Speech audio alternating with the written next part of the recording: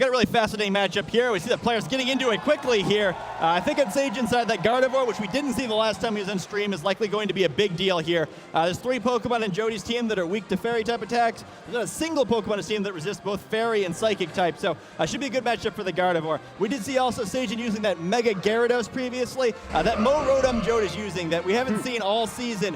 Very good against Gyarados. It's the only Rotom that's neither weak to that Earthquake and resistant to that Water type attack. So it should help him out a little bit here if he's choosing to use it. Also a good matchup for that Tyranitar and that Garchomp offensively for Jody, though he's going to have to be very careful to avoid the support Pokemon in Sage's team with Pachirisu and Gothitelle. Right, and just as you mentioned, that Gardevoir on the stage alongside alongside that Garchomp up against Jody's Tyranitar and Charizard leads. And let's just go one more time. The first turn of the first battle. Let's hear it one more time for Jody and Sage in here in the studio. Interesting leads here from Jody. Leads both of his potential weather setters here up against that Gardevoir and the Garchomp. Yeah, this is definitely one matchup that will come down to a weather war. Jody's probably going to have a preference between which one of the two he wants up, but without a competing weather here, he can afford to be a little bit more careful. Or he's a little bit less careful. Yeah. What he does need to be careful about is Gothitelle switching it at an inopportune time here, especially with a couple choice Pokemon on his team. He's going to be really careful about what he lets it do. We do see a Protect coming out from that Charizard immediately, but Moonblast from Gardevoir gets the super effective attack onto Tyranitar, but it is going to fire back with a Stone Edge, getting a whole lot of damage there. Rock Slide from Garchomp is going to be avoided by Charizard thanks to that Protect. Deal a little bit of damage to that Tyranitar, enough to put it into Moonblast KO range. Sandstorm not quite enough to get the KO onto Gardevoir there. Creates a complicated decision here for Sajin.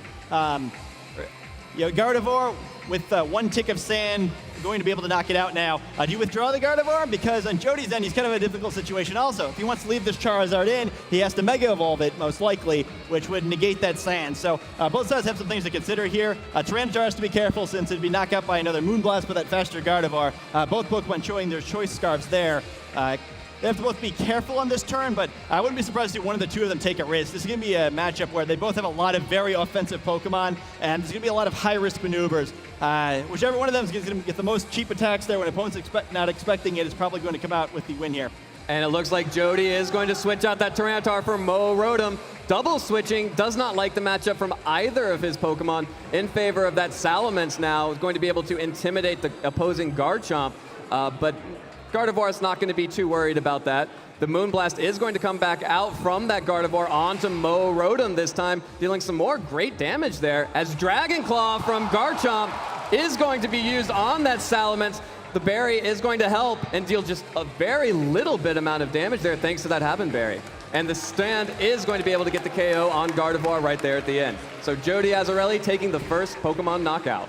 Yeah, Sajin choosing to make a sacrifice there. Likely he expected that to happen there, judging by the way he played out that turn. We just see the Citrus Berry activating for Rotom there, healing up there to get Jody in a little better board position there with higher health Pokemon in both of his slots.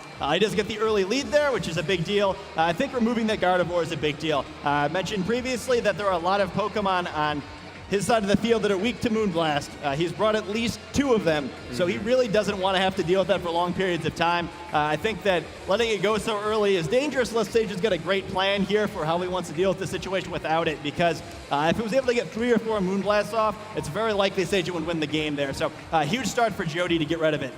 Yeah, and we do see the Pachirisu on the field, and the crowd goes crazy as soon as Pachirisu makes it out. Interesting choice to bring in. Pachirisu is a very disruptive Pokemon, of course able to abuse that Follow Me ability to redirect any attacks towards it, and a bevy of other support options as well. Yeah, the Follow Me here is an interesting option. In this matchup, it's not going to be able to do too much with its Volt Absorb, but it will be a little frustrating against Rotom if it's out against Gyarados later. Well, it won't be able to use that Thunderbolt in fear of just healing the Pachirisu.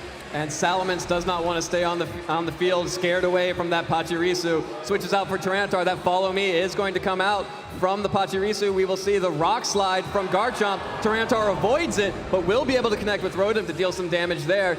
Very bulky Rotom, as you can see, and Leaf Storm coming out onto Pachirisu. The poor little squirrel only takes about 50% from that and eats its Citrus Berry to heal right back up, while Rotom has lost a lot of special attack and a lot of offensive power from it. Yeah, it's impressive how bulky that little Pachirisu is.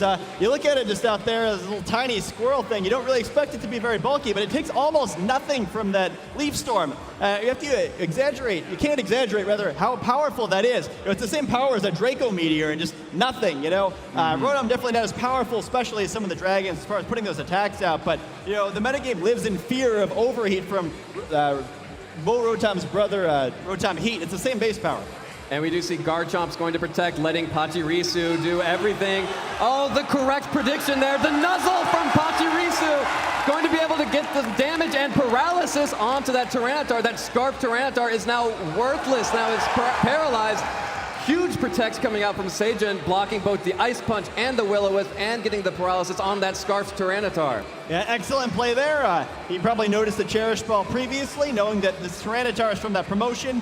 Only way you can get Ice Punch, so also knows there's no egg moves on this Tyranitar, so he gets some useful information there, and also makes a fantastic play by slowing it down. Usually gets the knockout on Garchomp with Ice Punch. There's a chance it survives with some defensive investment, but not an issue there. Now Garchomp going to be able to deal with this Tyranitar as it normally would. Rotom not too threatening out in the field now with that reduced special attack from using Leaf Storm, so better position now for Seijin to be in. And when Pachirisu is going to redirect all targets, I'm pretty sure Jody would want to get that off the field right now anyway. As we do see Garchomp's Dragon Claw is going to attack that Rotom, and Will-O-Wisp redirected away from Garchomp onto Pachirisu, now burnt. Will be taking that burn damage every turn in addition to some more turns of sand as Ice Punch comes through from Tyranitar, still dealing almost no damage.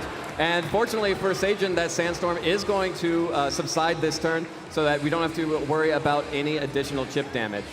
Yeah, Pachirisu now has to at least be attacked once more, or he'll survive 2 more turns after that burn damage, but likely going to follow me and go down anyway. Garchomp probably needs to try to get a knockout on this turn. Doesn't necessarily need to get both of the enemy Pokemon since it can get another one on the next turn after the protection from the follow me, but Sage is going to need to start picking up Pokemon here. There's a lot of weakened Pokemon on Jody's side, but he does need to start evening out the Pokemon score. Even with a bunch of weakened Pokemon, playing from 2-4 down is going to be pretty tough. However, Garchomp still has a full health here. We still have a full health Pokemon in the back. So Sage is definitely setting up to make a comeback here. He's trying to win the late game, not necessarily just on Pokemon score. And it looks like Seijin's going to protect his Garchomp, sending out Talonflame as Protect comes out from Pachirisu. Going to try and keep that Pachirisu on the field. Leaf Storm into the Protect. Ice Punch into that Talonflame. That's some good damage onto Talonflame. And the freeze! The Ice Punch gets the freeze onto Talonflame. It's stuck in mid-air. Can't do anything. Really unfortunate break there on the switch-in. Now you wonder how it stays floating like that, but a really, really big freeze there. And that was sort of the issue of that Pokemon lead that Jody started to accumulate there, is that one wrong thing happening and there's not enough ground to make it up. I think if Sage had gotten a position where he just had mostly full health Talonflame and mostly full health Garchomp out, it would have been a good situation there. But Pachirisu now only has a turn left unless it's able to absorb a Thunderbolt with that Volt Absorb. And Talonflame is... the thaw as Overheat comes out from Talonflame. Seijin is not playing around. Overheat gets the KO onto the Mo Rotom. Mo problems. It faints and goes back to Jody's trainer. Tyranitar is still out though. You see the Life Orb from Talonflame as Super Fang from Pachirisu. Not dealing quite that much, but the paralysis. Tyranitar fully paralyzed. Seijin was not happy about that turn of freeze, and Pachirisu finally faints thanks to the burn. Yeah, Pachirisu certainly did his job, though. It's gotten Sage into a very manageable position now. Even though he's facing a decent Pokemon deficit here, he does have a bunch of damage on most of Jody's Pokemon, so it's not impossible he can come back from this one. However, he does still have that Salamence in the back. That Intimidate will be a big problem for both of these Pokemon, but the combination of Brave Bird and Rock Slide is still going to do a lot of damage to Charizard here if Seijin chooses to go that route. Even though Jody looks like he has the lead there, I don't know if he really likes this position. He's going to have to cut this very, very close to come out with the win. Of course, you have to be careful with that Talonflame too, because it deals just as much damage to itself as it does to you. We do see Salamence switching in right now, going to get that Intimidate off onto both the Garchomp and the Talonflame. Going to be huge coming up as both of those physical attackers are going to want to abuse their physical moves. Charizard going to go ahead and Mega Evolve into Mega Charizard Y. Going to summon the Drought.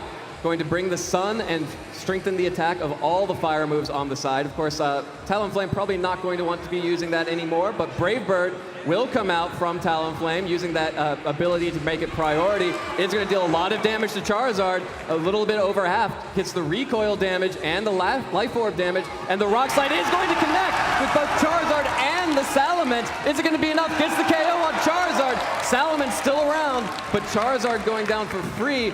Pretty big deal.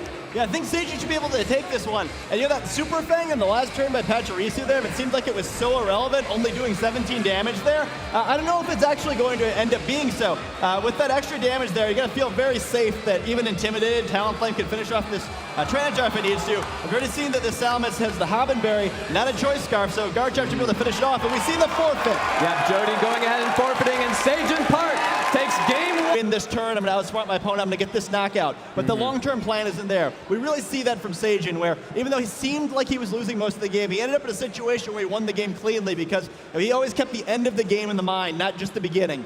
Yeah, definitely strong play from Seijin. We are going to go right into game two. Seijin on the top of your screen, Jody on the bottom. Salamence and Lucario going to be the leads for Jody this time, as Seijin's going to go ahead and throw out that Garchomp and Gardevoir once again. So Jody switching up the leads a little bit, and Seijin just decided to go with what works. Yeah, I love Jody's switch up here. We saw the Mega Charizard throughout all of Jody's previously streamed matches. However, this Lucario can go both ways, it looks like. It does have Lucario Knight, so it's capable of Mega Evolution, and we see it As here. It is. Yeah, Mega Lucario making its first appearance on the stream here. Going to go ahead and Mega Evolve, get a lot of additional power on the field for Jody. And Bullet Punch coming up from Mega Lucario onto Gardevoir. Not quite enough for the one-hit KO. Dazzling Gleam, the choice from Gardevoir. Super effective damage on Salamence, and the Earthquake not affecting Salamence or Gardevoir thanks to that telepathy, but will be able to get the damage onto Lucario. Is it going to be enough? Is Mega going down? The Mega goes down. Turn one for Jody. A huge gambit from him did not pay off, but Rock Tomb from Salamence going to hit that Garchomp and slow it down just a little bit. Yeah, excellent play there on Seijin's end. I don't know if he trained his Pokemon with that Lucario Bullet Punch in mind, but I think that was one of Jody's main tricks of this matchup, the ability to use that Mega Lucario, which hadn't been seen before, and try to get a quick knockout of that Gardevoir. Once again, we see it very low in range of Sandstorm damage, but this time the damage looks like it may have been done. Garchomp's still in great position to try to do some damage here. Dragon Claw and Salamence or Earthquake and Tyranitar would do some very serious damage. Tyranitar's going to have to lock into a move here, which will help out Seijin significantly, planning out the rest of the game here. And getting one more knockout, even if it's not on Tyranitar, would prevent it from switching moves again, creating a much more winnable endgame situation for Seijin. Jody is going to protect that Salamence, does not want to let this Dazzling Gleam get the KO there. Going to deal no damage to that Salamence, but super effective damage onto Tyranitar. Rock Slide is the choice from Jody. That's the play. Going to pick up the KO onto Gardevoir, get some damage onto Garchomp. Hope for a flinch here. Could be a huge for Jody. The Earthquake is going to go through. No flinches. Earthquake onto Tyranitar. This super effective hit. Is it going to be enough? No! Survives with just 12 HP. Salamence taking some Sandstorm damage, but a good KO, a KO that Jody needed. Yeah, he does get some progress here. No longer has to worry about that Dazzling Gleam, which could easily knock out both of those Pokemon, but he gave up a lot to get it. Tyranitar on the verge of being knocked out now. Salamence also very low. Garchomp to easily knock out either of these Pokemon now that Tyranitar is locked into that Rock Slide. We did see Jody come back from a seemingly unwinnable situation during his top 4 match with that Rock Slide Tyranitar, getting some key critical hits and flinches. He might need that again here. Garchomp alone is creating a lot of threat right now, and we haven't even seen 2 of Seijin's Pokemon yet. Yeah, and it looks like it's going to be Pachirisu. Pachirisu on the field, capable of redirecting any attack from Salamence now that Garchomp's slower thanks to that Rock Tomb. So it's a great play from Seijin to bring that back out. Yeah, it can definitely help out a whole bunch here. A quick follow me prevents Salamence from creating any real threat here. And Garchomp kind of his pick of which of the Pokemon it wants to try to knock out. Jody likely going to need to switch one of the 2 here, but the other one's going to be in a lot of danger. He's kind of got to hope that Seijin guesses wrong about which of the 2 that he switches out. There's also the threat, too, of a Super Fang here, but we do see the follow me. Yeah, follow me coming out from Pachirisu. Jody keeping both in. Rock Slide coming out from Tyranitar. Going to have to hope for a flinch onto that Garchomp. it looks like we do see some small damage on both. Draco Meteor from Jody onto that Pachirisu. Probably originally targeted for that guard jump, will connect, will deal some good damage, but we've already seen not enough. That Pachirisu's so bulky, if that Mo Rotom's Leaf Storm wasn't proof enough, it just tanked a Salamence Draco Meteor, and no flinch! So Rock Slide does come out from guard jump. That should be a double KO. No! 2 HP from Salamence, but fortunately, we'll have to see, will the Sand stick around? Yes, one more turn of Sand does pick up the KO on Salamence. So double KO for Sajin that turn. This game, he does get the Pokemon lead. A big 3-1 advantage now. He still has his redirection available with Pachirisu here, so hard to imagine anything Jody can do here. I never thought I'd see the day where Pachirisu was a world champion, but it looks like we're on the verge of it here. Yeah, and it looks like Mo Rotom is going to be Jody's last hope to keep the world safe from world champion Pachirisu. But up against the Garchomp and the Pachirisu. Pachirisu, of course, could take one for the team, use that follow me to redirect any attacks from Mo Rotom. But instead, Pachirisu is not going to do any of that. It's going right on the offensive. Super Fang going to take away half of Mo Rotom's health. Dragon Claw right back after critical hit!